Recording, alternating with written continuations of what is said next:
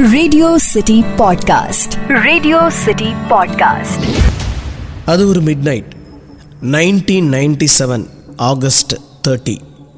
விடிய போகிற அந்த பொழுது இந்த உலகத்தில் இருக்கக்கூடிய மக்களுக்கு கவலையையும் அதிர்ச்சியையும் கொடுக்க போகுதுங்கிறத தெரியாமல் எல்லாருமே நிம்மதியாக தூங்கிட்டு இருந்த அந்த ஒரு இரவோட பொழுதில் பாரிஸ் நகரத்தோட அல்மா பாலத்தோட குகை பகுதியில் ஒரு சொகுசு கார் காற்றை கிழிச்சுக்கிட்டு வேகமாக போகுது. அதுக்கு காரணம் பின்னாடியே அந்த காரை துரத்திட்டு வர்ற இன்னொரு கார். அந்த காரில் ஒரு பெண்ணும் 3 ஆண்களும் இருக்கிறாங்க. எப்படியாவது இந்த காரை பிடிச்சிடணும்னு பின்னாடி வர்ற கார் வேகமாக வருது. கண் இமைக்கிற நேரத்தில் இந்த கார் ஒரு கம்பத்தில் மோதி அப்பளமாக நொறுங்குது. உள்ளே இருந்த ஒரு பெண்ணும் 3 ஆண்களும் இறந்து போகிறாங்க.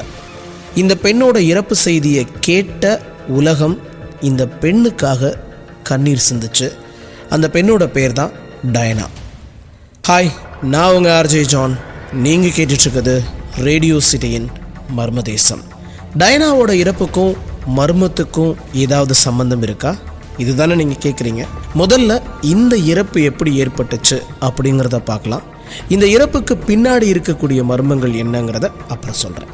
உலகத்தோட மிக வசீகரமான பெண்களோட பட்டியலில் பிரிட்டிஷ் இளவரசி டயனாவோட பேர் கண்டிப்பாக இடம் பிடிச்சிருக்கும். டயனாவோட கிரேஸுக்கு அழகும் அந்தஸ்து மட்டுமே காரணம் இல்லைங்க.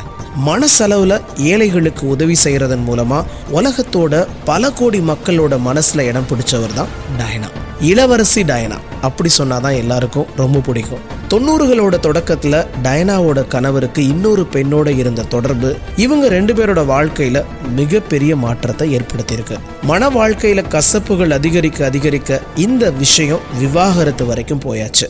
சென்ற நூற்றாண்டோட மிக பிரபலமான ஜோடின்னு பெயர் பெற்ற சார்லஸ் டயனா தம்பதி 1996 வருஷம் சட்ட ரீதியாக விவாகரத்து வாங்கினாங்க. காம்பன்சேஷன்ஸும் கொடுக்கப்பட்டுச்சு.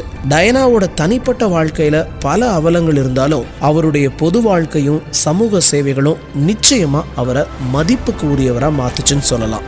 எய்ட்ஸ் நோயாளிகளை இயல்பா தொட்டு பேசி பழகியதன் மூலமா அந்த எய்ட்ஸ் நோயாளிகளை பற்றின உலக மக்களுடைய பார்வையை மாற்றினவர் டயனா.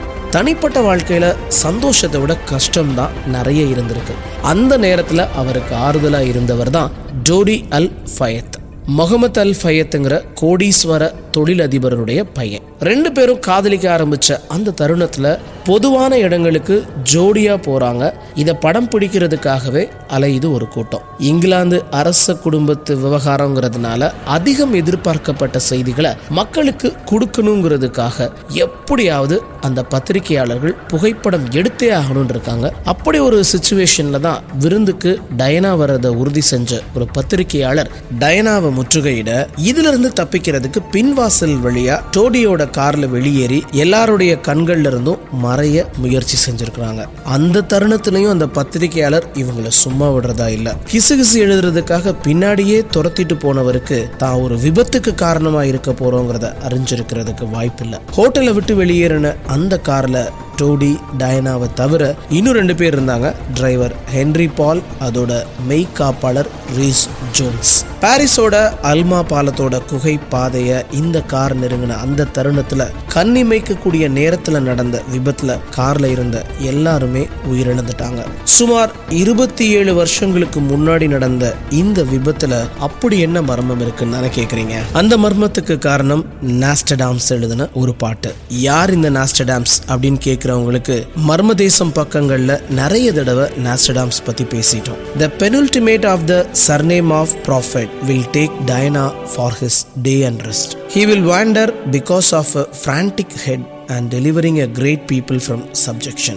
நபிகள் தம் உப பெயரை தன்னுள் கொண்டவன். போன நூற்றாண்டுல வாழ்ந்த டயனாவோட தலையெழுத்த கடவுள் முடிக்கிறதுக்கு முன்னாடி இப்படித்தான் முடியும்னு நாஸ்டடாம் 16வது நூற்றாண்டுலே எழுதினார்னா இது மர்மம் இல்லையா? அதுவும் ஒரு பெண் ஒரு இளவரசி அப்படிலாம் சொல்லவே இல்லை. டயனாங்கிற பேரை நேரடியா குறிப்பிட்டு எழுதியிருந்தாரு தீர்க்கதரிசி நாஸ்டடாம்ஸ். டயனா தனியா சாக போறதில்ல அப்படிங்கிறதையும் அவரோட ஒரு கோடீஸ்வர காதலனும் உயிர் துறப்பாங்கிறதையும் துல்லியமா கணிச்சிருந்தாரு நாஸ்டடாம்ஸ். இத டயனாவோட முடிவு ஏற்கனவே எழுதப்பட்ட தீர்க்க தரிசனமா கூட நம்ம எடுத்துக்கலாம். இல்லைன்னா அவருடைய காதலன் டோடி அல் ஃபயத்தோட தீர்க்க தரிசனமாவும் இருக்கலாம். டோடியோட தந்தை முகமது அல் ஃபயத் அப்படின்னு நம்ம முன்னாடியே சொன்னோம் இல்லையா, டோடியோட சப்நேமும் அதுதான். டயனாவை கூட்டிட்டு போறப்ப அவங்களுடைய உலக வாழ்க்கைக்கு ஓய்வு கிடைக்கும்னு சொல்றாங்க. டயனாவை கூட்டிட்டு போறப்ப அவரோட உலக வாழ்க்கைக்கு ஓய்வு கிடைக்கும்னு இந்த ஆருடத்துல சொல்லப்பட்டிருக்கு. டயனாங்கிற பேரை நாஸ்டடாம்ஸ் டைரக்டா யூஸ் பண்ணிருக்கிறாரு. அவருடைய சாஸ்திர திறமைக்கான இது ஒரு சாட்சியம் தான். போன நூற்றாண்டுல ஏற்பட்ட விபத்தை 16ஆம் நூற்றாண்டுல எழுதி வச்ச நாஸ்டடாம்ஸ் மர்மத்தின் உச்சம் இல்லையா? நான் உங்க ஆர்ஜே ஜான். நீங்க கேட்டுட்டு இருக்குது ரேடியோ சிட்டியின் மர்மதேசம்.